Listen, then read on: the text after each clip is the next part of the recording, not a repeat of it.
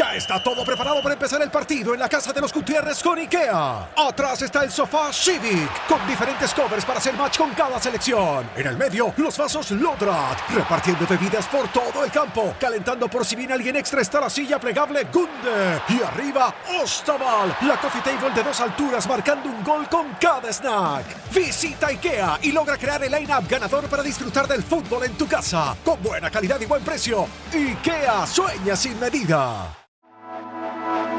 Ser podcast. Estás escuchando el Abierto de Hoy por Hoy. Cada día analizamos las noticias más relevantes de la actualidad, las claves políticas, económicas y sociales, con las voces de los protagonistas y los distintos puntos de vista de nuestros tertulianos.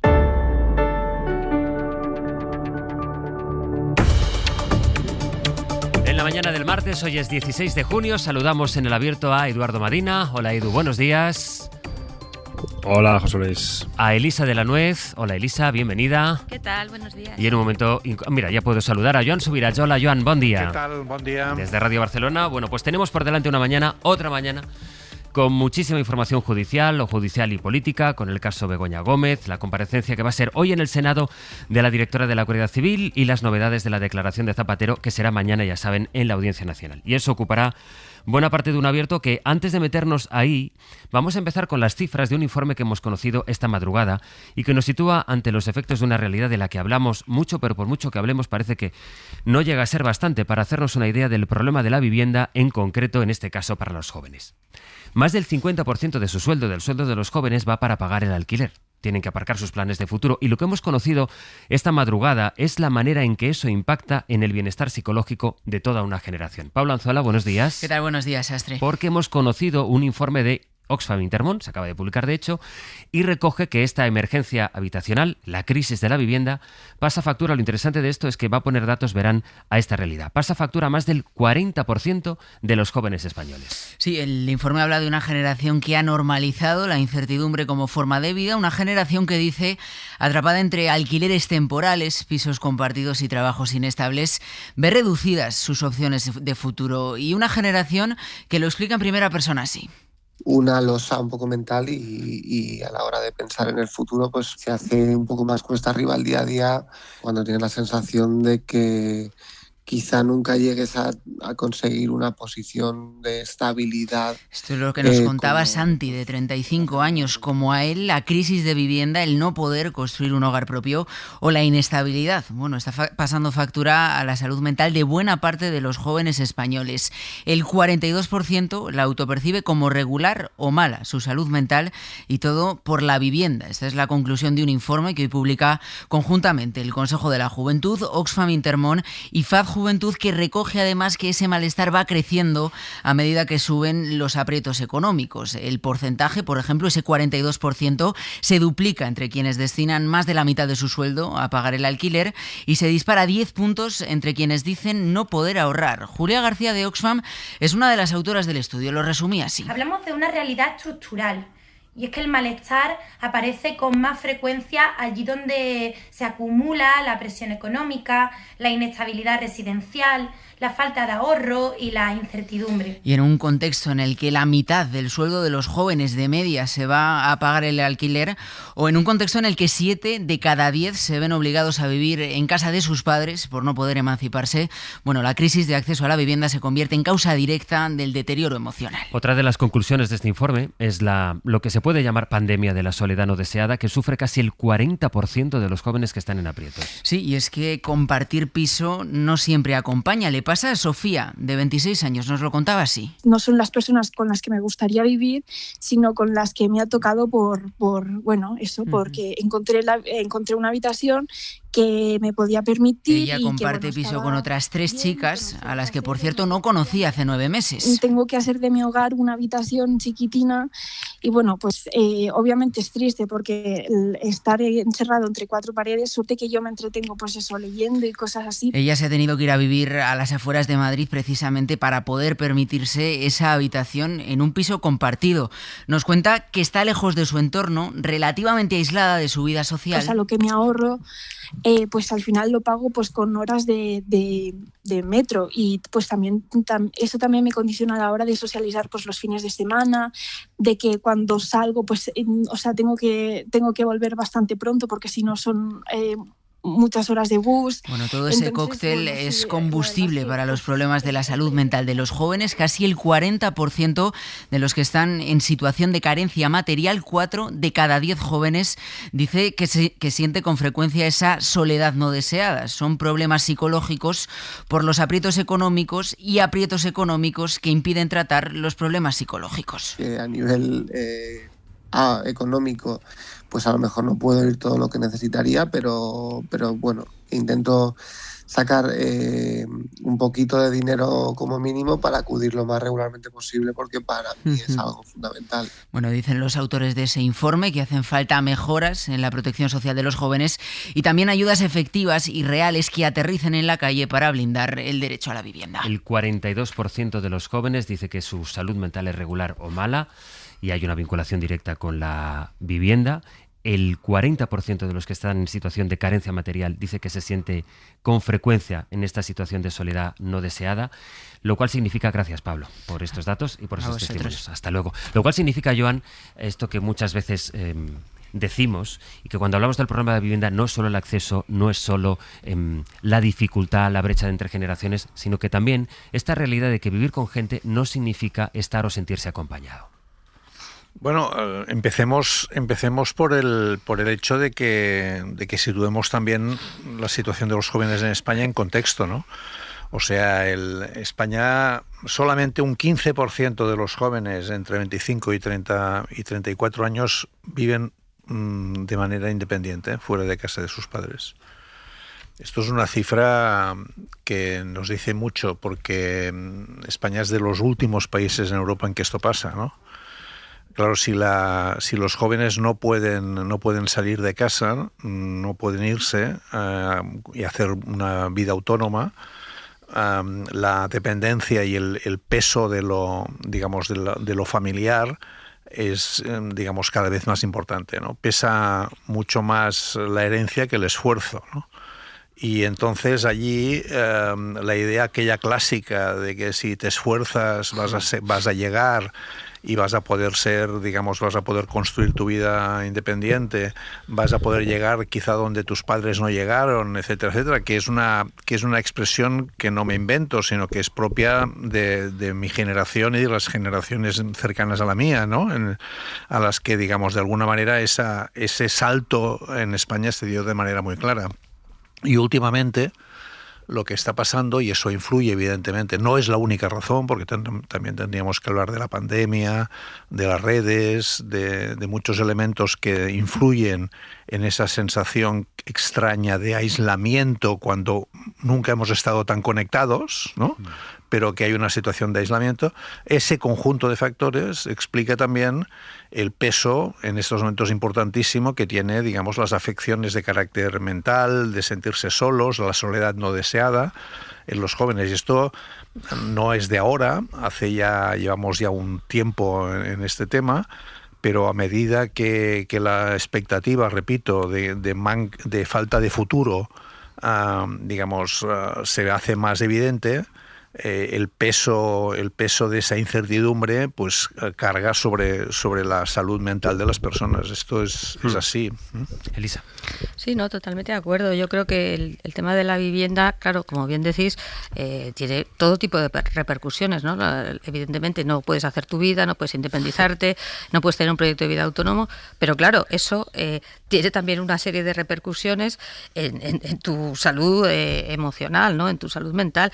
Y yo creo que también, como dice Joan, el tema de la incertidumbre, ¿no? Es decir, todos, digamos, o por lo menos a mí me pasa igual, ¿no? Mi generación ha vivido con la idea de que si te esforzabas, estudiabas, trabajabas, ibas a vivir razonablemente bien y vas a poder tener una vivienda, un proyecto de vida. Esto está radicalmente cortado, ¿no? Y yo creo que esa frustración de expectativas, esa sensación de que no es que no tengas un piso o una vivienda ahora, es que probablemente no lo vas a poder tener, que es que esta es la idea, ¿no? Por la disparidad entre el precio de la vivienda y los sueldos, la incapacidad de puede ahorrar, que también hemos dicho. Si es que si no puedes ahorrar, ¿cómo vas a aspirar a una vivienda? Otra cosa que ha dicho la chica, que yo siempre os hablo un poco también de evidencia anecdótica, porque también es la situación de mis hijos. Estás conviviendo con gente en la que no conoces de nada, porque sencillamente tienes que alquilar una habitación, porque lo de alquilar un piso son palabras mayores, ¿no? Por tanto, estás con gente, pero con gente, digamos, que no has elegido, que no sabes muy bien quiénes son. Otra cosa que me interesa destacar también el punto de vista de que los alquileres de habitación no están protegidos en absoluto. Es decir, lo normal es que se cobre en negro, que te puedan echar de un día para otro. Es decir, hay todo tipo de abusos que es precisamente en el terreno, digamos, donde se mueve la gente joven, con lo cual la sensación de frustración, no me extraña nada los datos de salud mental. Y luego otra cosa que hemos comentado varias veces, y la situación de enfado, ¿no? De enfado con el sistema. Es decir, aquí el sistema me está engañando, no responde, lo que me han dicho que iba a pasar no sucede. Yo creo que eso no se puede, digamos, minimizar, ¿no? Porque es algo muy grave que además afecta a la gente joven, que se supone que es el futuro del país, ¿no? Que tiene una traslación política, eso desde Evidente, luego, y que luego impacta también. Es importante, Edu, que situemos todos estos datos y escuchemos estos testimonios para todos aquellos que caricaturizan muchas veces la generación más joven y lo llaman generación de cristal. Bueno, pues esta es la realidad a la que se asoman ellos. Sí, porque yo creo que el informe del Consejo y de Intermón establece la correlación, en mi opinión, más adecuada posible, ¿no? Cuestiones estructurales y su impacto en salud mental. En el contexto de un análisis que hacemos siempre, donde el estrés es siempre una cuestión privatizada, bueno, son sufrimientos interiores individualizados, pequeños fracasos individuales, en el contexto de un modelo que no se puede cambiar, y en el contexto, en línea de lo que decían Elisa y Joan, de una cierta o apariencia de cancelación del futuro, ¿no? Y se coloca en la correlación que es evidente que allí donde existen mayores cuestiones de injusticia social o de problemas económicos derivados de renta, del trabajo, de la vivienda, de las cuestiones materiales, hay una mayor incidencia de problemas de salud mental que en lugares de nuestra sociedad donde no hay ninguno de esos problemas. La conclusión es muy fácil. Esto no es un individuo. No es un pequeño Voy a hacer una cosa, personal. porque la línea no no es que no tú se lo hayas aguanta hecho la mal. línea. Bajamos a Edu y ahora vamos a conectar de nuevo con Edu Madina para seguir con el análisis del impacto emocional, del impacto en la salud mental que tiene la crisis de la vivienda, y luego ya iremos evolucionando hacia la tan cargada agenda jurídico-política que tiene la actualidad española. El Abierto. Ser podcast. Hablábamos, Edu, de ese informe de Intermón Oxfam que relaciona el impacto de la crisis de la vivienda con la salud mental y cómo va creciendo el malestar entre la población más joven según se va disparando, van aumentando las dificultades para poder pagar el alquiler. Sí, a ver si ahora va mejor de eso. A ver, decía vamos a tocar madera. creo que establece una correlación. Vamos, exacto. Que establece una correlación buena, en mi opinión, porque lleva un asunto material a una cuestión política, que es el de la salud mental. Normalmente la analizamos desde el punto de vista de los pequeños fracasos individuales. Hacemos un análisis de privatización del estrés. El sistema, las injusticias sociales, los problemas materiales, acceso a la vivienda, empleo, injusticias en distribución de renta, generan zonas de sombra en nuestra sociedad donde asistimos muchos números de impacto de salud mental. Por ejemplo, en España, en el año 2025, 3.900 suicidios. Más de 10 al día. ¿Esto es una cuestión de pequeños fracasos individuales o es una cuestión estructural de nuestro modelo de sociedad y es, por tanto, una cuestión política y politizable? Es politizable y este informe lo demuestra, porque demuestra la correlación existente entre mayores indicadores de salud mental, de problemas de salud mental, con cuestiones de carestía de naturaleza material. En este caso, un problema serio que tiene nuestra sociedad, que es el del acceso a la vivienda, con las derivadas que genera desde el punto de vista de salud mental. ¿Dónde impacta más? En los lugares de la sociedad donde por cuestión de patrimonio es más difícil acceder a la vivienda, o en aquellos lugares holgados de renta y patrimonio donde es más fácil, obviamente donde es más difícil. Por tanto, me gusta este informe del Consejo de la Juventud porque audita y de Intermón Oxfam porque audita una realidad y la lleva a un territorio donde normalmente no la situamos, que es la correlación existente entre cuestiones materiales y su politización en salud mental en nuestra sociedad. Así que creo que este es un debate de enorme envergadura, porque lo coloca donde debe, y es estructuralmente donde debe ser afrontado el problema de la salud mental en nuestra sociedad, sacándolo de esa zona, la de has fracasado tú individualmente porque tú no has podido en un sistema donde otros sí, y llevarlo a un territorio un poco más, vamos a decir, objetivable, un poquito más de verdad, un poco más frío y un poco más colectivo, porque es dentro de este contexto en el que vivimos, en nuestra sociedad, donde se de problemáticas. Me parece que este informe es un gran acierto y me parece que aflora una realidad llevándolo donde normalmente no la situamos. Y nos permite hablar de eso, que es la palabra que planea en la reflexión que hacía ahora Edu, la desigualdad, y una nueva señal de desigualdad, que es donde se puede medir también la salud social. Es decir, cada vez que se exponen los datos macroeconómicos, que este país es un país una economía que funciona en los datos macroeconómicos, tiene esta emergencia social en la vivienda que tiene un impacto directo sobre la salud mental, en concreto de una generación, que es la generación que está llamada a construir el futuro de este país. Queríamos empezar por ahí porque este informe de Oxfam Intermón y del Consejo de la Juventud nos permite volver a hablar de una realidad de la que, insisto, hablamos mucho, pero de la que hay que seguir hablando en la medida en que es la realidad para también, miles y miles de personas. No, iba a decir que y también nos permite hablar un poco de algo que no sea ellos, digamos, o sea, que es el sistema político, ya me entendéis cuando digo ellos, el sistema político, digamos, y sus interioridades, ¿no? Estamos todo el día, digamos, discutiendo sobre cómo funciona el sistema político desde el punto de vista de las irregularidades de ese sistema y no sobre cómo debería producir ese sistema político cambios en situaciones como las que estamos describiendo, que son graves y son muy significativas en la población. Y entonces y luego nos sorprende que generemos ese alejamiento entre política y ciudadanía, ¿no? Que constatan las encuestas. También España es de los países con más renta donde la desconfianza hacia la política es mayor. Bueno, preguntémonos si no deberíamos estar discutiendo mucho más de ese tipo de informes y no de las cosas que lamentablemente vamos a tener que discutir inmediatamente, ¿no? Interesante ese debate, Joan, porque hablar de ellos y sus interioridades también es hablar del estado de salud de nuestras instituciones. Sí, es decir, exactamente. Sí, no, yo precisamente las claves de esta mañana he hablado de esto. Es decir, claro, hablamos continuamente de los escándalos de corrupción y tal, no hablamos de vivienda, pero claro, es que las dos cosas están relacionadas con una mala calidad institucional, que al final es lo que están reflejando todos los casos que estamos viviendo, con independencia de las, digamos, cómo terminen judicialmente. Con malas instituciones es difícil abordar problemas complejos como es el de la vivienda, que encima necesitas acuerdos de todos los partidos, porque necesitas a todo el mundo. Claro, las cosas tienen que ver, ¿no? Bueno, y al final, deciros que la última reunión de las comunidades con el Ministerio hubo un acuerdo. Sí, es verdad, el del plan de vivienda. Efectivamente, Eso es decir, hubo acuerdo en el desarrollo de nada menos que el plan de vivienda, que son casi nunca se habla de acuerdos y casi siempre se habla en eso totalmente de acuerdo, y ahí también cada uno que asumamos nuestra parte de responsabilidad en eso. Pero creo que hay que encontrar la manera o el equilibrio para poder seguir hablando de la crisis de la vivienda y no dejar de hablar hablar de ellos, como ahora decía Joan, por utilizar esta metáfora que es muy gráfica, o de esas interioridades, también es hablar del sistema que tenemos. Tanto por las cosas que pasan o que el sistema permite que pasen, como por cómo las corrige. Y cuál es la respuesta de los partidos y la respuesta judicial. Así que, Pedro Jiménez, buenos días.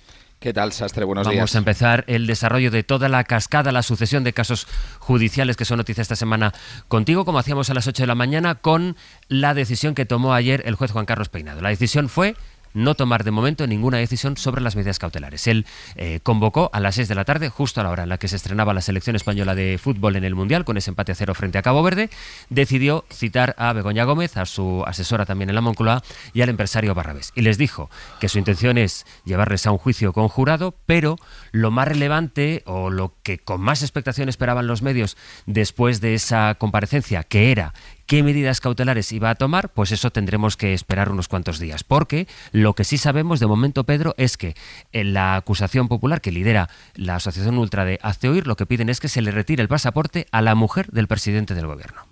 Y a su asistente también. Esta semana sabremos si Juan Carlos Peinado impone o no esas medidas cautelares que se pidieron para Begoña Gómez. Lo que hizo el juez ayer fue celebrar dos diligencias en una, porque va a una velocidad inusitada. La primera fue la audiencia preliminar para decidir sobre la apertura de juicio oral que pidieron la acusación popular que dirigen los ultracatólicos de Hazte Oír y la Universidad Complutense, que está como perjudicada. Las defensas y la Fiscalía pidieron el archivo.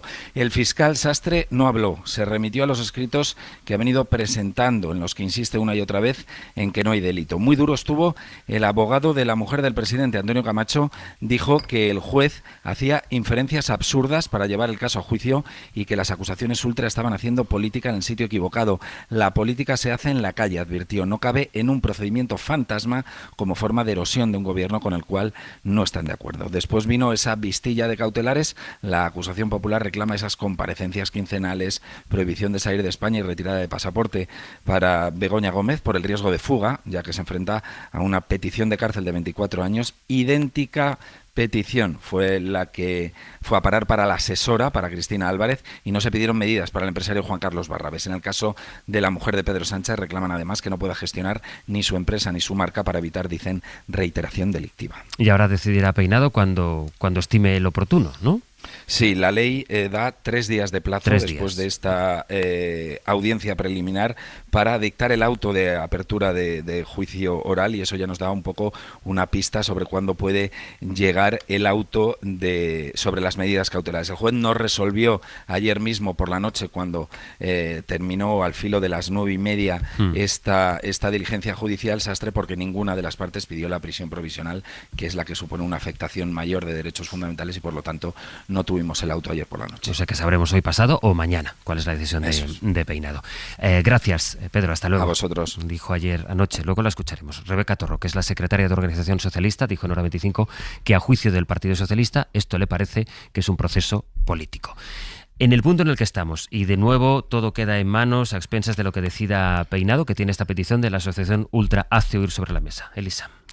Sí, bueno, yo creo que lo hemos comentado varias veces, ¿no? Toda la instrucción ha sido, bueno, la voy a llamar extravagante, vamos a dejarla así, bastante discutible, y ahora pues el tema de las medidas cautelares es un poco la guinda, ¿no? Porque sinceramente, más allá de lo que luego resulte de la instrucción y si hay o no juicio oral, el tema es que unas medidas cautelares para la mujer del presidente del gobierno no parecen, digamos, muy razonables desde el punto de vista que no es una persona que fácilmente, digamos, pueda tener un riesgo de fuga, un riesgo de destrucción de pruebas. Es decir, da la sensación de que efectivamente, y más siendo las acusaciones populares las que las piden, se está, digamos, utilizando efectivamente, bueno, pues como un poco parte del espectáculo, ¿no? Político guión jurídico. En ese sentido, yo creo que hay una cosa que sí que supongo que luego entraremos, es diferenciar entre los distintos procedimientos judiciales que hay en marcha. Yo creo que hay algunos, digamos, más discutibles desde un punto de vista técnico-jurídico, hablo, no desde el punto de vista político.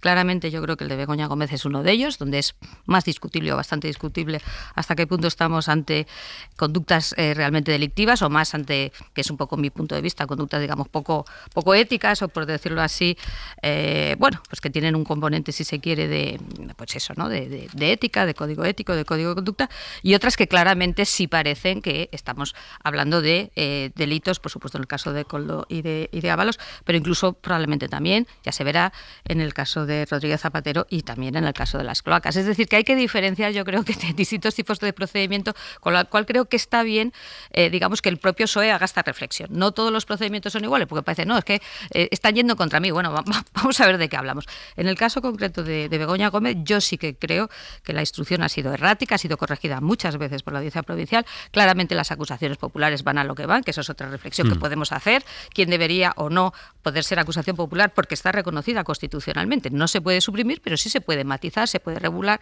se pueden poner requisitos, en fin, se pueden hacer cosas que nunca se hacen, con lo cual también da que pensar, ¿no? Porque recordemos que los partidos políticos también pueden ser acusaciones populares y lo usan también, digamos, desde ese punto de vista político. Dicho todo eso, a mí ahora las medidas cautelares me parece bastante surrealista que se puedan adoptar. Y de momento, lo dejo aquí. El juez Peinado, que como has dicho ha sido reconvenido por la audiencia en alguna ocasión, decide mantener un poco este suspense. Ya está todo preparado para empezar el partido en la casa de los Gutiérrez con IKEA. Atrás está el sofá Civic, con diferentes covers para hacer match con cada selección. En el medio, los vasos Lodrat, repartiendo bebidas por todo el campo. Calentando por si viene alguien extra está la silla plegable Gunde. Y arriba, Ostaval, la coffee table de 2 alturas marcando un gol con cada snack. Visita IKEA y logra crear el line-up ganador para disfrutar del fútbol en tu casa. Con buena calidad y buen precio. IKEA sueña sin medida.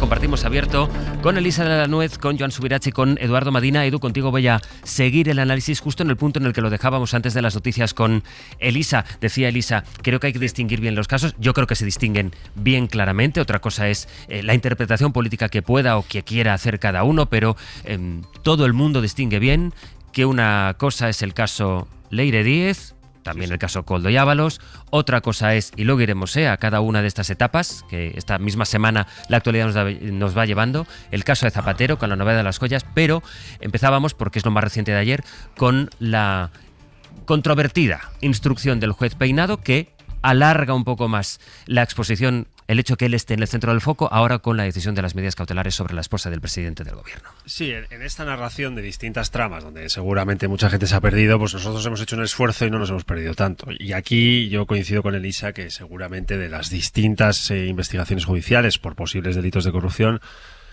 en fin, con respeto y con cuidado y muy en minúscula digo que se concentra el mayor volumen de excentricidades que hemos visto, ¿no? Y incluso ayer hasta la hora, ¿no? A las 6 de la tarde cuando jugaba España contra Cabo. Todo tiene siempre un tono, en fin, que el juez no sé si es o no consciente de que deja mucho flanco débil interpretativo para el discurso que algunos hacen de que esto es una cuestión de lawfare, de naturaleza más político que judicial, más político que jurídica, más política que penal.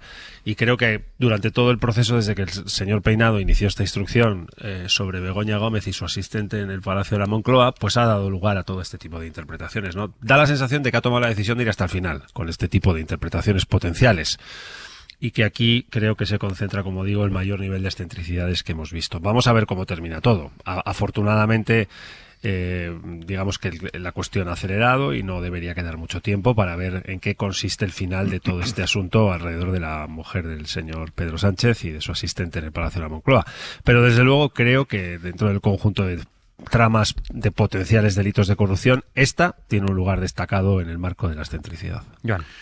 Sí, estamos todo el rato en este terreno para mí muy confuso y peligroso, en el cual por un lado hay aspectos moralizantes en el debate sobre la actitud de las personas y la conducta de las personas, pero ese aspecto moral no tendría por qué tener una repercusión de carácter jurídico, y en cambio al mismo tiempo estamos constantemente, o hay gente que constantemente quiere juridificar, ¿no?, aspectos que tienen que ver más con que las cosas no se deberían hacer así, ¿no?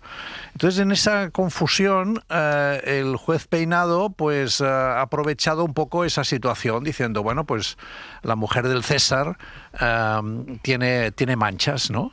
Y esas manchas quizá no son jurídicamente perseguibles, pero le pido 24 años, pero, digamos, sí que son moralmente, digamos, condenables, ¿no? Y entonces lo voy a hacer a través de un jurado popular, porque así este aspecto moralizante va a tener quizá más repercusión que si fuera un juez profesional, ¿no? Hago la instrucción un poco como me sale, y apunto claramente a este aspecto, ¿no?, que está poco regulado porque no hay un estatuto de la pareja del presidente. Entonces, sobre esta base un poco moralizante, monto todo este tinglado, ¿no? Claro, esto, digamos, a mí me preocupa enormemente porque estamos mezclando muchos campos al mismo tiempo, ¿no? Es decir, y creo que eso influye luego en otros elementos, ¿no? Donde sí que hay, yo creo, más carga jurídica a discutir, y no solamente de carácter moral.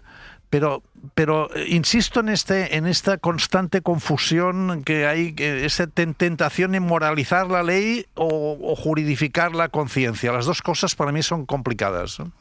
Sí, no, totalmente de acuerdo. Además, yo creo que efectivamente en este caso, que lo hemos comentado también a veces, ¿no?, que no existe ese perímetro de qué es lo que puede o no puede hacer la mujer o el marido del presidente del gobierno, o en el caso incluso del expresidente Zapatero, es que no existe, no está delimitado, con lo cual se presta perfectamente a este tipo, digamos, de confusión entre la parte moral, la parte ética, la parte jurídica, y como bien dices, el tema del jurado popular apunta en esa dirección, ¿no?, porque probablemente un juez o un jurado, un órgano profesional va a tener mucho más clara, digamos, esa diferencia. Claro, en un jurado popular, pues ahí ya entran, como es normal, pues una serie de consideraciones de gente que no es técnica en derecho y por tanto, pues te puedes encontrar, digamos, con otro tipo de puntos de vista, que insisto, desde un punto de vista técnico, yo creo que en general los que nos dedicamos al derecho tenemos más o menos claro dónde están los límites, ¿no? Y esto, en cambio, vas a jugar con una figura donde probablemente esos límites ya no estén tan nítidos o tan claros. O sea que totalmente de acuerdo, y creo que eso es lo que se busca, ¿no? Un poco esa idea de moralización jurídica de algo que, insisto, a mí me parece que debería, en primer lugar, debería estar previsto, regulado, qué es lo que puedo hacer, que si tiene que tener un asistente, no tiene que tener un asistente, lo tenemos que pagar los contribuyentes. O sea, esto, con perdón, se delimita y, digamos, mejor para todo el mundo, incluido, en primer lugar, para la propia afectada en este caso, ¿no? Y, en segundo lugar, ayudaría también a dejar más claro desde un punto de vista técnico, oiga, esto está en un perímetro o está en otro, ¿no? Y ahora mismo nos movemos en esta confusión interesada, a mi juicio, que es lo que está sucediendo en el caso de Begoña Gómez, e incluso apuntaría en el caso del hermano también de Pedro Sánchez, donde también se produce un poco esa confusión, ¿no? O sea, que es interesante ese debate, es decir, dónde están los límites de la ética, del código de conducta, de tal, y los límites técnico-jurídicos de delitos de corrupción. Es muy importante. Por tanto, la primera de las piezas, y todo viene marcado por la agenda de la semana, era el caso de Begoña Gómez y este debate que teníamos ahora en torno a la instrucción de Juan Carlos Peinado. Luego la agenda nos trae este martes, la comparecencia será esta tarde a partir de las 4 en el Senado, de la directora general de la Guardia Civil por las novedades que la UCO, o sea que la Guardia Civil, está arrojando sobre el papel o la relación de la directora de la Guardia Civil con Leire Díez. Y mañana, ya miércoles, empieza en la Audiencia Nacional la declaración ante el juez como imputado, ante el juez Calama como imputado del expresidente Rodríguez Zapatero. Vamos a saludar a los dos compañeros de la sección de Nacional, que hoy van a tener mucho trabajo. En realidad llevan muchos días acumulando muchas horas de trabajo, porque así es como viene la actualidad. Javier Bañuelos, buenos días. ¿Qué tal, Sastre? Buenos días. Isabel Vega, hola Isa de nuevo. Hola, buenos días. Voy a empezar contigo con las novedades del último de los informes de la UCO en torno a la relación entre Santos Cerdán, secretario de Organización Socialista, y Leire Díez. Intenta, o está diciendo el Partido Socialista ahora, que estas son cosas que hacía únicamente o de forma personal, digamos, Santos Cerdán. Lo que pasa es que, claro, Santos Cerdán era el secretario de organización del PSOE, que según el último informe de la UCO, lo que hizo Isa fue autorizar todos los gastos, todos los viajes, y en definitiva, que el PSOE pagara los gastos que necesitaba abonar Leire Díez en su trabajo de, como ella dijo, la fontanería que tan bien se le daba, ¿no? Sí, es que este es un informe que amplía lo que ya conocíamos por el sumario, con el resultado de los registros y requerimientos como el que practicó la UCO en la sede del PSOE. Revela, a partir de los correos de una trabajadora de la Secretaría de Organización, que Santos Cerdán impartió órdenes verbales para que se autorizasen todos esos gastos de viaje a Leire Díez, como los 9 billetes de avión y de tren o los 2 coches de alquiler que constan pagados con fondos del partido. Eran unos trayectos que ya necesitaba para sus reuniones, no necesariamente en Ferraz. Consta una en el informe que iba a producirse con el comisario Villarejo, y eso también lo habría costeado el PSOE. Pero además la UCO señala que el entonces secretario de Organización fue quien dispuso contratar con 2 despachos de abogados y una consultora, la de Gaspar Zarrías, a través de los que habría cobrado Leire Díez del PSOE. En el caso de Zarrías, dicen los investigadores que pagó 4 nóminas de 4.000 euros al mes a Leire Díez, aunque para su empresa los costes laborales eran de 7.500 euros al mes. Bueno, pues recibió precisamente 4 pagos mensuales de Ferraz por ese mismo importe. Pero además la UCO apuntala a la tesis de que Leire Díez rendía cuentas a Cerdán de lo que andaba haciendo, y él de hecho tomaba notas. Ha aparecido una libreta negra donde apuntó, por ejemplo, una referencia a la posibilidad de que la Fiscalía apoyase apartar a la juez que investigaba al hermano de Pedro Sánchez, que es lo que se supone que estaba intentando la exmilitante.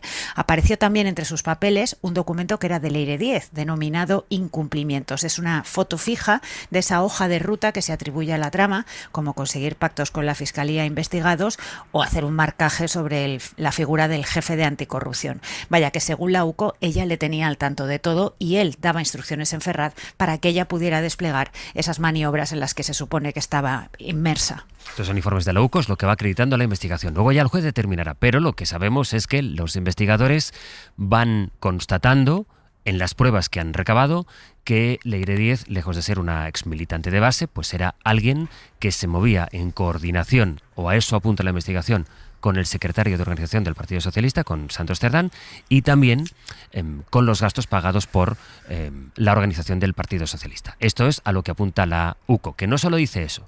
También fue la UCO la que dijo que la directora general de la Guardia Civil se reunió con Leire Díez, a pesar de que, recordarán, el ministro del Interior, jefe político, digamos, de la Guardia Civil, está bajo su responsabilidad como ministro del Interior, negó que se hubieran producido esas reuniones. Bueno, pues la UCO también ha dicho en esta ampliación del informe, o en este nuevo informe, que Mercedes González, la directora de la Guardia Civil, mantuvo contacto con Leire Díez una vez ella ya era consciente, Mercedes González ya era consciente de que Leire Díez estaba siendo investigada. Y eso se sabe pocas horas antes de que a partir de las 4 de la tarde, Baño, comparezca la propia Mercedes González en el Senado.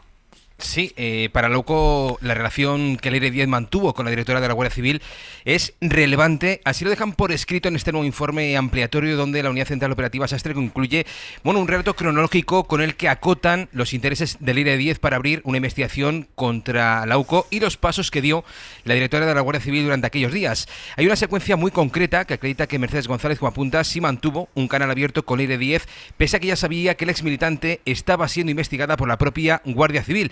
El DAO informó de esa investigación a la directora el 8 de mayo. Solo un día después, Leire escribió a Mercedes González jugándose una comida con ella a que las filtraciones del caso Koldo procedían de la UCO. Fuentes del entorno de la directora de la Guardia Civil admiten a la SER haber recibido y respondido a esos mensajes, precisamente nos dicen, defendiendo a la UCO. Aunque esos WhatsApp Sastre no figuran en su móvil, recordemos que no están porque la directora activó el borrado automático de mensajes en su chat con Leire el 11 de mayo. Precisamente ese mismo día, en la cafetería de la sede de la Guardia Civil, el DAO comunicó a un general su intención de abrir una investigación interna por la filtración de los mensajes entre Ábalos y el presidente Sánchez publicados por El Mundo. Esa investigación finalmente no se llegó a abrir porque el magistrado del Supremo, Leopoldo Puente, no lo autorizó. Conviene también mencionar, Sastre, que hay detalles en este informe que no cuadran del todo. Hay fechas de ese relato cronológico de la UCO que no concuerdan. La UCO infiere, por ejemplo, que Leire Díez pidió a Mercedes González que abriese esa investigación interna de la que hemos hablado contra la UCO para frenar las filtraciones, porque la propia Leire lo dejó escrito a mano en su agenda. Esa nota, la UCO la sitúa el 24 de abril del año pasado. Sin embargo, recordemos que la tercera y última cita que Leire mantuvo con la directora de la Guardia Civil fue el 2 de abril, es decir, 22 días antes de esa anotación que ha llevado a la UCO a sospechar que realmente Leire Díez fue la que pidió personalmente a la directora una investigación sobre las filtraciones que podría estar realizando la Unidad Central Operativa de la Guardia Civil. Es relevante esto último que comenta Bañuelos porque insisto en esto, es decir, nos estamos basando en los informes de la Unidad Central Operativa. Ya decidirá el juez qué crédito da a cada una de estas cosas que sostienen los investigadores, también cuando las contraste con los testimonios que debe tomar. Es, en definitiva, lo que ocurre en cada instrucción. Lo que sí queda constatado en este caso, y esta es la novedad que aportó ayer la Guardia Civil, es que Mercedes González siguió hablando con Leire Díez cuando ya sabía que ella estaba siendo investigada, cosa que, por lo que cuentas, Bañuelos, el entorno de Mercedes González no desmiente. Lo que pasa es que dice, sí, yo hablé con ella en su versión para defender a la UCO, pero eso no lo podemos saber porque ella borró los mensajes. Es eso.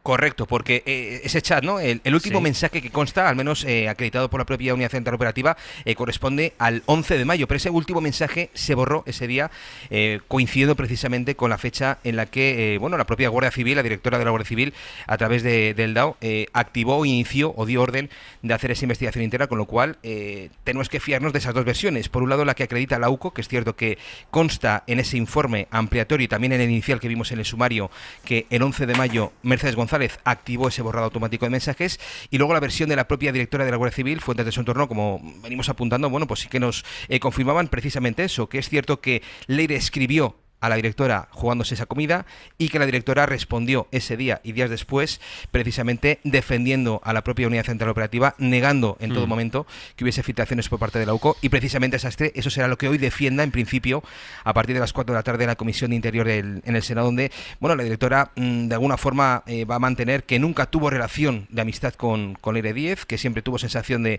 estar ante una estafadora, y que en cuanto supo a través de Leire Díez su intención, y así se lo trasladó, de reactivar en su puesto al comandante Rubén Villalba, recordemos imputado en el caso Koldo, pues Mercedes González huyó como la pólvora y dejó de verse con Leire Díez, dejó de tener esas citas personales, aunque según hemos visto en este informe, sí que mantuvo al menos esa vía abierta a través de su propio WhatsApp. Javier Bañuelos, Isabel Vega, os escucho a lo largo del día, que novedades seguro que tendréis. Hasta luego, compañeros. Un abrazo. Hasta luego, buen día. Escuchábamos en el boletín de las 9 unas declaraciones que acaba de hacer Miguel Tellado, el secretario general del PP, pidiendo la dimisión de Mercedes González. ¿Qué margen crees, Edu, que tiene la directora de la Guardia Civil esta tarde ante este panorama? Bueno, no tengo ni idea. No sé qué margen tiene. No sé qué cobertura tiene política por parte de su ministro, que es el señor ministro de Interior, el señor Marlaska, ni por parte del gobierno, con su jefe, el jefe de gobierno al mando, ¿no?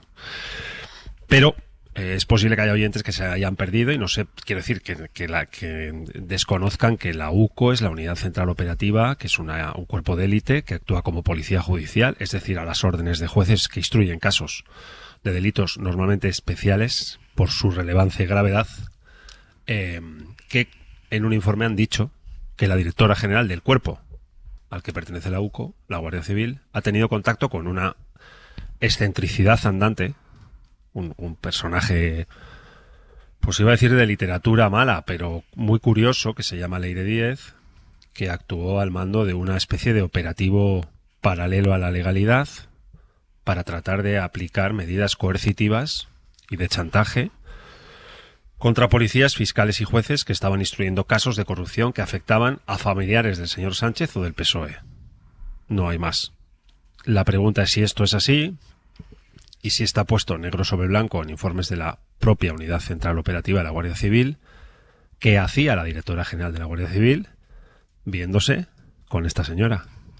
Y hasta qué punto, si es cierto que lo que hizo en esos encuentros y chats fue defender a la UCO frente a Leire Díez, ¿para qué borra los chats? ¿Por qué pierde una prueba, un elemento probatorio de que realmente estaba defendiendo a la UCO en esos contactos con Leire Díez? Es como si la que manda en la Guardia Civil se encuentra y tiene un chat abierto con alguien que actúa contra la Guardia Civil. Es un sinsentido. Entonces, es normal que mucha gente se haya perdido, es normal que mucha gente no se crea, no se pueda creer que esto haya pasado.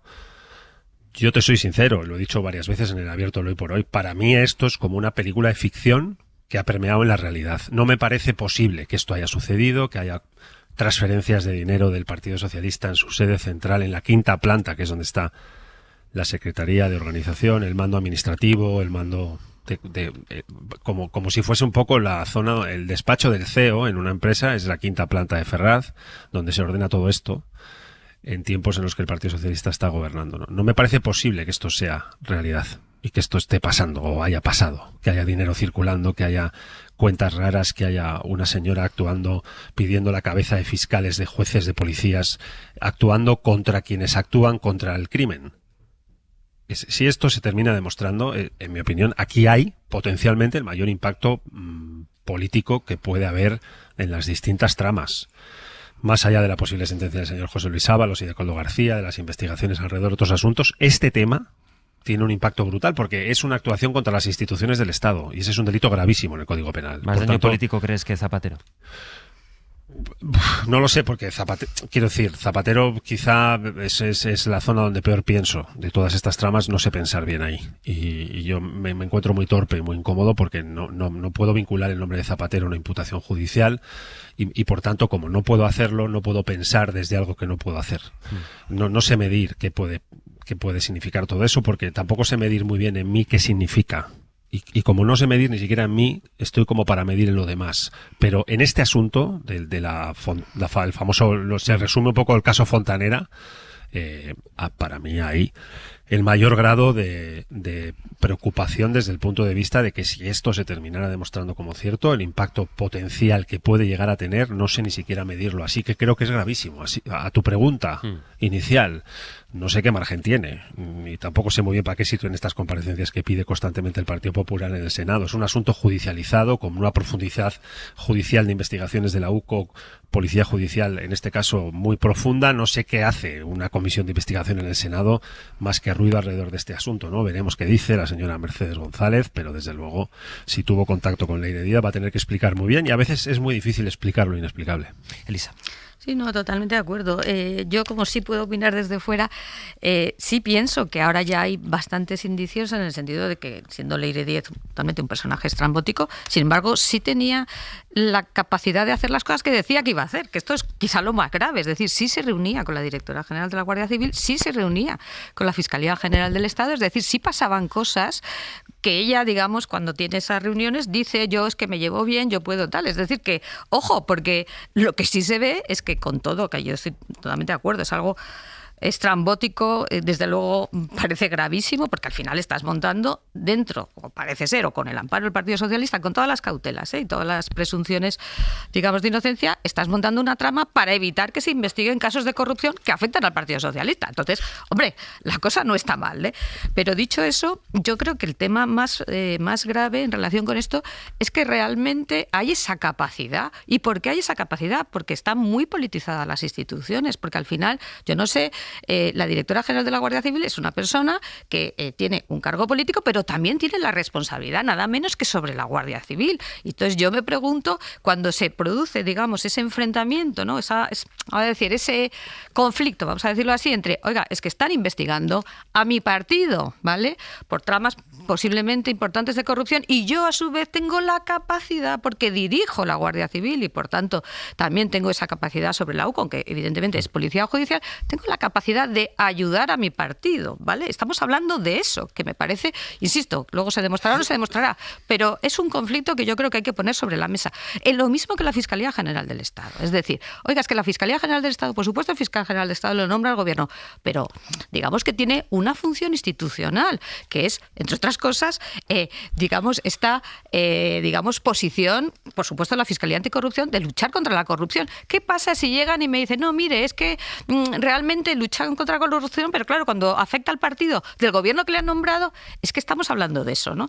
Y más allá, insisto, de que se demuestre o no se demuestre, me parece de una gravedad total, porque realmente estamos confundiendo las instituciones con el partido, que es una cosa además que viene de lejos, y no solo ha pasado aquí, que recordemos el caso Kitchen, cómo se utiliza el Ministerio del Interior y la policía para ayudar, entre comillas, al partido que está gobernando, porque estamos hablando de eso. Y sí me parece que es gravísimo, y me gustaría que la gente lo entendiera, porque las instituciones tienen que estar más allá del partido que en cada momento gobierne. La Fiscalía General del Estado, la Fiscalía Anticorrupción, está para perseguir la corrupción, gobierne quien gobierne. La Directora General de la Guardia Civil está para dirigir la Guardia Civil, que entre otras cosas tiene, como es lógico, la función de policía judicial, de combatir la corrupción contra el toque. Está para eso, no para lo contrario. Entonces, a ver si entendemos esto y sacamos alguna conclusión, más allá, insisto, de respetar la presunción de inocencia, las investigaciones y las comparecencias. Y luego, por terminar, hombre, si tú puedes defender, como creo que va a hacer la directora de la Guardia Civil, que, digamos, tú lo que hacías era defender a la UCO y a la Guardia Civil, a mí lo que me extraña es que borres las conversaciones. Esto lo digo así de claro, ¿no? Es rarísimo. Voy contigo, Joan, pero antes de, como está mencionando también Elisa, la Fiscalía, porque es verdad que aquí hay un seguimiento de las reuniones que tuvo Leire, y eso es lo que están siguiendo evidentemente los investigadores. Por una parte, estas reuniones, primero negadas con la directora de la Guardia Civil, de las que ella misma, la directora, tendrá que dar cuenta esta tarde en el Senado, pero luego hubo también reuniones de la Fiscalía, de responsables de la Fiscalía, con la propia Leire Díez. Pero en el mismo documento, en el mismo informe de la UCO, se habla de cómo la supuesta trama, o el propio Santos Cerdán, se quejaba de que el fiscal general no les hacía caso, a pesar de que ellos pudieran intentarlo. Miguel Ángel Campos, buenos días. Hola, buenos días. Eso se ve en el informe de la UCO. Sí, ahí aparecen las libretas negras, una libreta negra que habrían intervenido los agentes de la UCO en ese requerimiento practicado en la sede de Ferraz, libreta negra perteneciente a Santos Cerdán, y el propio Santos Cerdán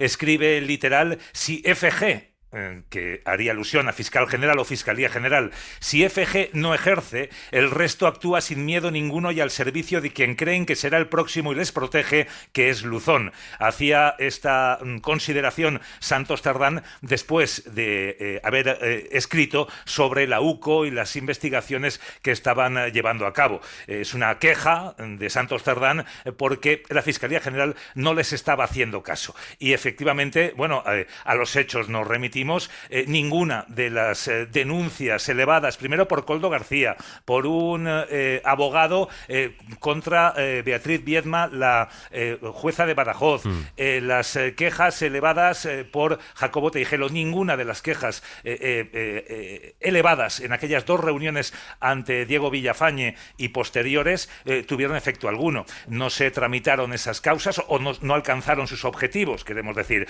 No se movió a ningún fiscal, no se ejecutó ninguna de esas acciones desde la Fiscalía, ni ninguna de sus fiscalías distintas, y tampoco desde la Fiscalía General, para desestabilizar aquellas causas que afectaban al Partido Socialista, que han seguido su curso. De ahí se puede entender también esa queja del propio Santos Cerdán, que no estaba ejerciendo su papel ante los miembros de la UCO. O sea, por entendernos, que en un caso, por ejemplo, ahora mencionaba Elisa, la Kitchen. En la Kitchen estamos hablando de la utilización de medios de recursos públicos de la policía para obstruir la acción de la justicia en la persecución de pruebas o en conseguir pruebas que acreditaran lo que finalmente se sustanció en una sentencia, que es la caja B del Partido Popular. En este caso, y sin quitarle gravedad a esto, es decir, la UCO considera que había una trama liderada nada menos que por el secretario de organización del PSOE, que con sueldo, con dinero del Partido Socialista, pagaba a Leire Díez, que se movía como ella podía, con reuniones que tampoco son poco relevantes, con la directora de la Guardia Civil, con la Fiscalía, etcétera, etcétera, para intentar torpedear o para intentar conseguir objetivos que no se consiguieron. Es decir, todas estas investigaciones siguieron su curso. Pero, ¿no, Campos? Esta sería la diferencia entre un caso y otro. Esa es la diferencia. Sin quitarle gravedad a la trama que se está investigando aquí en Ferraz, que desde luego la tiene.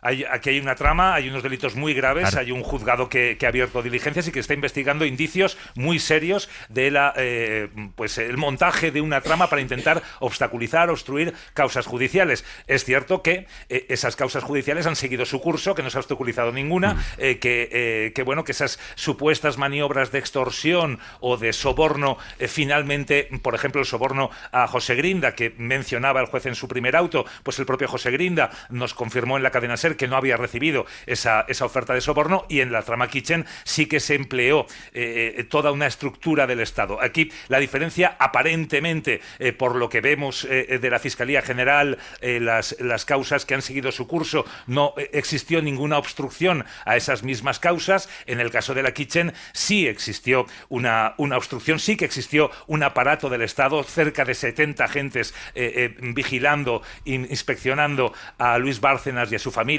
Fueron encontrados documentos personales de Rosalía Iglesias en el domicilio de Villarejo, de uno de los integrantes de esa trama Kitchen, y sí que hubo obstrucciones claras, denunciadas por el propio investigador Manuel Morocho, que se le presentaron hasta 8 querellas en su contra, que se le escamoteó información, incluso esta misma operación paralela, a él y al propio juez Pablo Ruz, que no se enteró de la misma.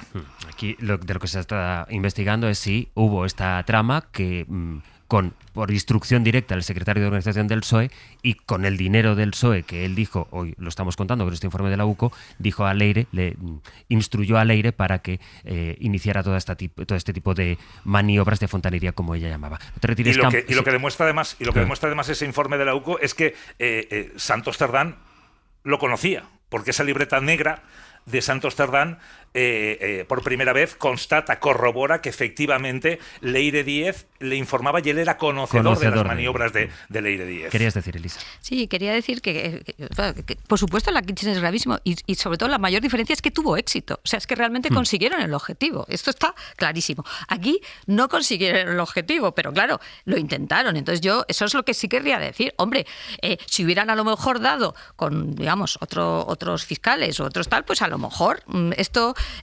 hubiera tenido más relevancia. Pero sí quería decir 2 cosas. Primero, que el fiscal Ignacio Estampa denunció en la Fiscalía General la grabación que había tenido con Leire y, sin embargo, que yo sepa, no se inició la investigación allí, se inició la investigación en el procedimiento judicial. Es decir, que, hombre, la Fiscalía General algo sabía, lo mismo que podía saber la directora general de la Guardia Civil, porque tenía un fiscal que había grabado las conversaciones.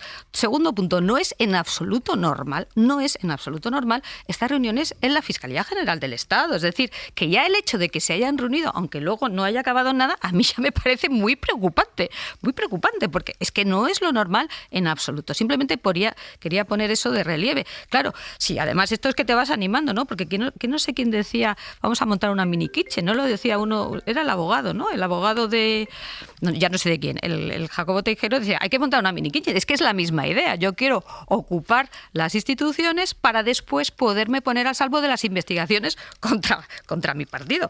Lo cual ya... Voy a seguir porque ahora con Campos tengo que hablar también de las novedades del caso Zapatero, pero me faltaba por escuchar a Subirats. No, iba a decir que estáis tocando bien desde mi punto de vista este tema, ¿no? El caso esperpéntico de Leire Díaz, digamos, toda su personalidad, su figura, ¿no? Ayer parece que hizo unas declaraciones del diario Montañés, ¿no? Diciendo que se quería dedicar a las cabras, pero que lo más inquietante, dijo, siempre he valido más por lo que callo que por lo que hablo. Lo cual, digamos, da una pincelada más al personaje. Entonces, se trata de saber si este esperpento, digamos, de detective privada y de amañadora, conectada con la cápsula Cerdán en Ferraz, junto con Ábalos y Koldo, si esto es algo, digamos, que forma parte de una especie de cloaca interna del Partido Socialista, o si tiene, digamos, repercusiones mayores, ¿no? Este es un primer gran tema. En el tema concreto de hoy, que nos ocupa, porque claro, esto es una especie de serie ininterrumpida, ¿no?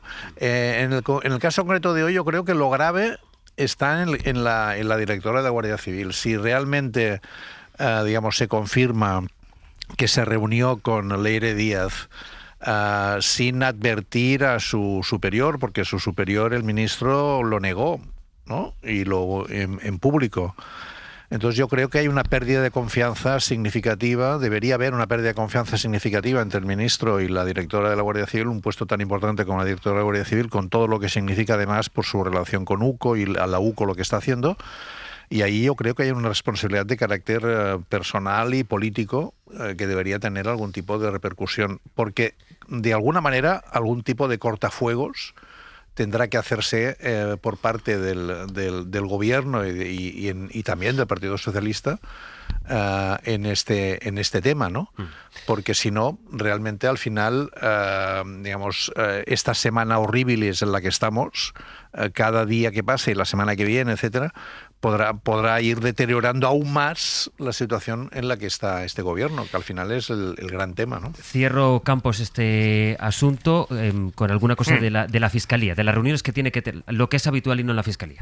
Sí, bueno, la Secretaría Técnica de la Fiscalía General del Estado insiste en que las reuniones con denunciantes de delitos son frecuentes y que en este marco se produjeron esas reuniones. Y esas reuniones que, según el propio escrito de la Fiscalía General del Estado al juzgado número 5, esas reuniones fueron solicitadas por el abogado Jacobo Teijero, no por Leire Díez. Supieron que era Leire Díez después.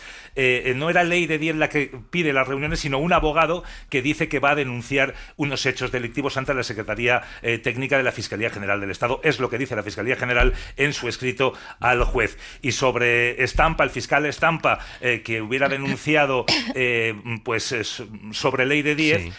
Estampa denuncia después de que sabe quién es Leire Díez. Nunca antes.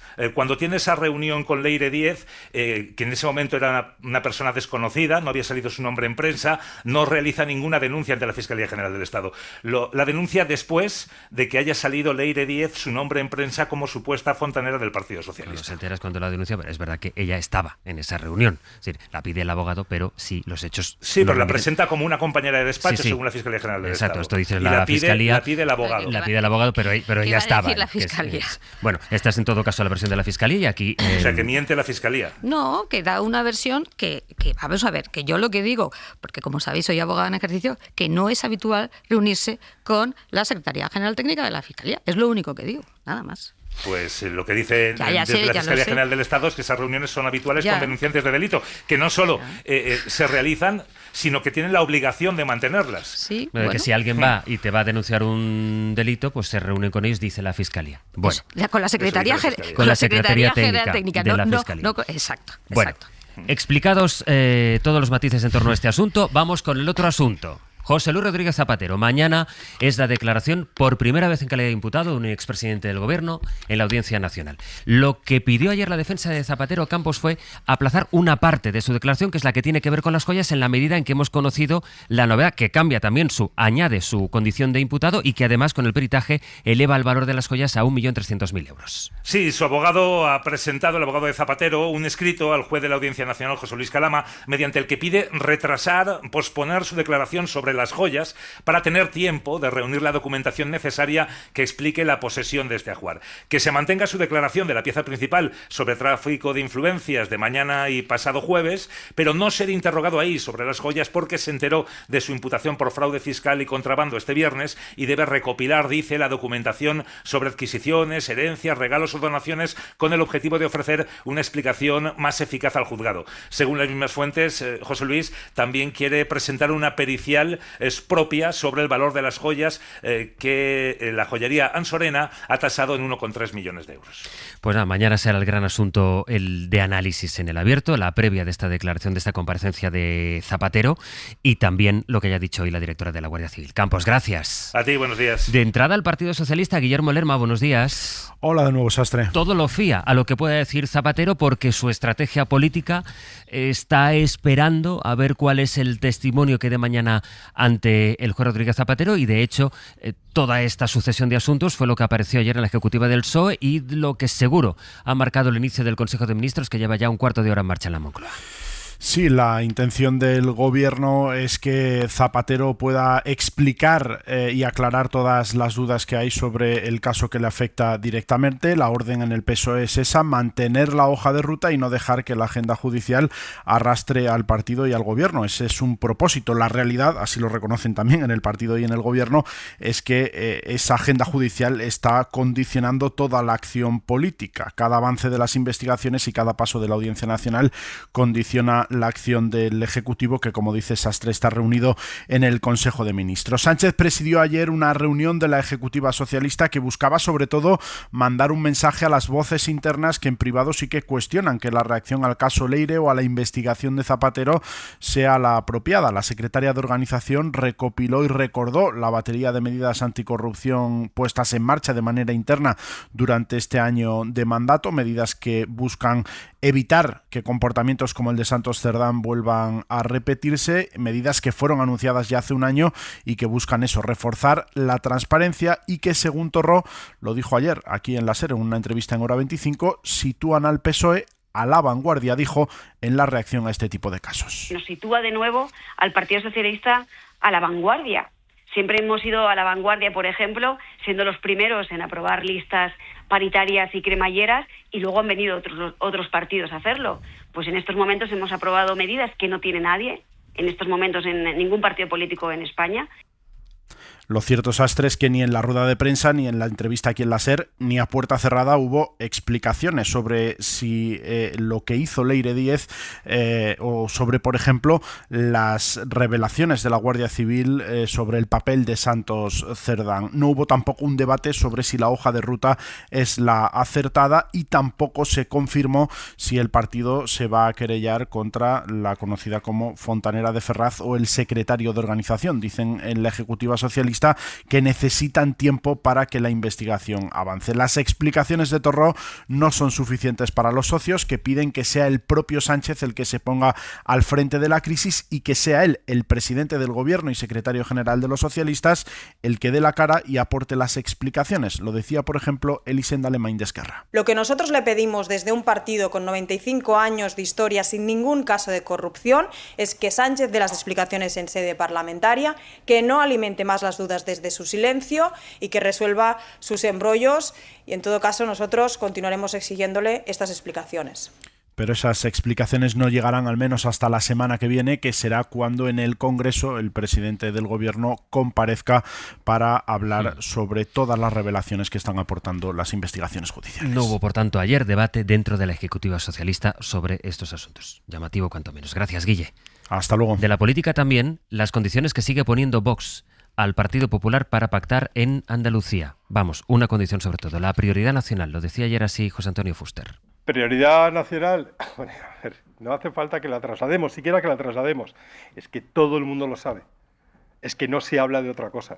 Es que todo el mundo que se vaya a sentar con alguien de Vox, pero no alguien de Vox en el Parlamento de Andalucía, con alguien de Vox en el último rincón del último ayuntamiento de España, va a tener enfrente a un concejal, a un bravo concejal, que va a defender la bravo prioridad. concejal de Vox, dice Vox. ¿Cómo están las cosas en Andalucía? Porque ha habido acuerdos ya en todas las comunidades donde hubo elecciones antes, Extremadura, Aragón, Castilla y León, pero en Andalucía, Sevilla, Natalia Perales, ¿qué hay sobre estas conversaciones? Buenos días. Buenos días, pues el reloj aún no está en marcha, ha habido reuniones, pero todo va despacio. A finales de este mes, el presidente del Parlamento, Jesús Aguirre, debe proponer candidato apurando el plazo de 15 días tras constituirse el día 11 el Parlamento andaluz. El siguiente paso, que convoque pleno de investidura previsiblemente en la primera quincena de julio, en el que Moreno, a 2 diputados de la mayoría absoluta, necesita a Vox para salir presidente. Si no lo logra, hay 2 meses para la disolución de la Cámara. Si hay algo en lo que coinciden ahora mismo ambos partidos es en la discreción total. Beatriz Jurado, portavoz popular. Permítanme que hoy no pueda dar la información que solicitan porque lo que hay es un grupo de trabajo que está de manera solvente y rigurosa trabajando en esos parámetros y que cuando lleguen a esos acuerdos, que estamos en tiempo ahora mismo, en esta semana, de manera tranquila y sosegada, se van a analizar cuáles son las posturas de ambas formaciones y el punto al que tenemos que llegar. Moreno apuesta por mantener su perfil de moderado y gobernar en solitario con apoyo parlamentario, mientras Vox insiste en negociar primero medidas concretas y no descarta exigir entrar en el gobierno. No quiere que le ocurra como en 2018 cuando le dio su apoyo dejando sobre el papel varias de sus medidas. Dependerá ahora de lo que Vox quiera alargar las negociaciones. Por tanto, estamos en este tiempo de espera para saber cómo avanzan las negociaciones entre el Partido Popular y Vox en Andalucía. En campaña, cuando le preguntaron a Juanma Moreno, el candidato del PP, por lo de la prioridad nacional, él dijo que le parecía un eslogan hueco. Dijo ayer Vox que hasta el más bravo de sus concejales sabe que la condición por la que tienen que hacer pasar a cualquier negociador del Partido Popular es precisamente la prioridad nacional. Natalia, gracias. Hasta ahora. Ya está todo preparado para empezar el partido en la casa de los Gutiérrez con IKEA. Atrás está el sofá Civic, con diferentes covers para hacer match con cada selección. En el medio, los vasos Lodrat, repartiendo bebidas por todo el campo. Calentando por si viene alguien extra está la silla plegable Gunde. Y arriba, Ostaval, la coffee table de 2 alturas marcando un gol con cada snack. Visita IKEA y logra crear el line-up ganador para disfrutar del fútbol en tu casa. Con buena calidad y buen precio. IKEA, sueña sin medida.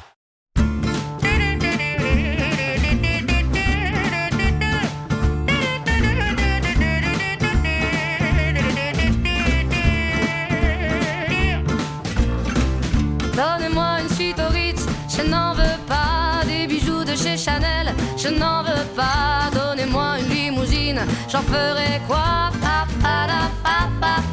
Sergio Castro, Pepe Rubio, buenos días. Buenos días. Con los contenidos que tenemos preparados hasta las 12:20. Pues a partir de las 10 vamos a charlar con Aitana Castaño y Nacho Carretero e Irene Cordón, que es egiptóloga, y nos va a explicar qué tienen en común los faraones con algunas personas poderosas, algunos despreciables de la actualidad, que tienen en común exactamente. Porque ella ha escrito un libro que se titula Faraones de Silicon Valley y es una persona que, siendo egiptóloga, odia a los faraones.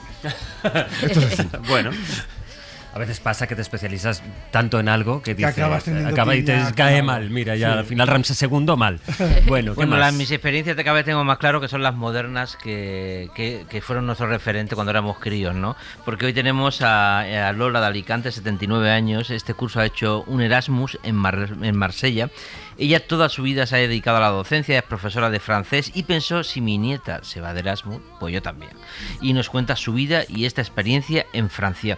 Y luego nos vamos vamos a meter en un jardín con Eduardo Barba. Hoy pueden llamar al 900, 100, 800, pero no para dudas, ¿eh? Hoy no hay que hacer preguntas, hoy queremos experiencias, porque queremos que nos aconsejen parques públicos que deberíamos visitar en España para refugiarnos del calor y las prisas del día a día. O sea, hoy que no llamen para preguntarnos qué le pasa a este rosal, a geranio. No, hoy que nos digan ese parque público que nos aconsejan para refugiarnos. 900, 100, 800. ¿A qué parque vamos para refugiarnos del calor? Y luego en el grandísimo parque, casi en el bosque forestal de la prensa del corazón, de la prensa... Parque de bolas también. Sí, mucho.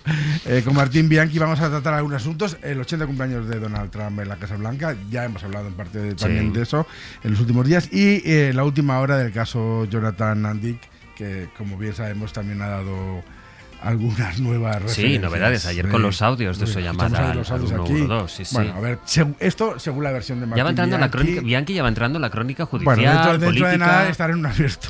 Efectivamente, haciendo unas 8 de la mañana. Él no tiene ya otra salida que un abierto. Bueno, todo esto desde ahora y hasta las 12:20. De momento, Eduardo Madina, Elisa Delonet, Joan Subirach, muchas gracias por compartir con nosotros vuestro análisis y hasta la próxima. Gracias, José. Adiós. Para no perderte ningún episodio, síguenos en la aplicación o la web de la SER, Podium Podcast o tu plataforma de audio favorita. Ya está todo preparado para empezar el partido en la casa de los Gutiérrez con IKEA. Atrás está el sofá Civic, con diferentes covers para hacer match con cada selección. En el medio, los vasos Lodrat, repartiendo bebidas por todo el campo. Calentando por si viene alguien extra está la silla plegable Gunde. Y arriba, Ostaval, la coffee table de 2 alturas marcando un gol con cada snack. Visita IKEA y logra crear el line-up ganador para disfrutar del fútbol en tu casa. Con buena calidad y buen precio.